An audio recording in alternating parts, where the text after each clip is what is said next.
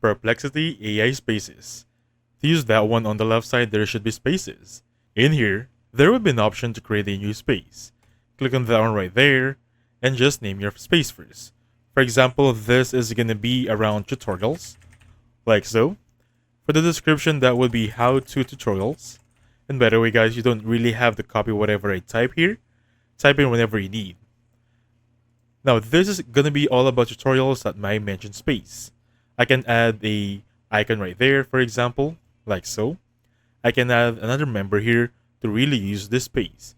For example, ask anything about tutorials or add mention a space. For example, this one, create a step-by-step guide for the title. Let me just type in here, turn on Wi-Fi like so, on an iOS. Click on that one right there. Now Perplexity will answer based on our space topic. And this is going to be it. You can either add more idea here, basically training Perplexity to give the answers you need. And that's how space works.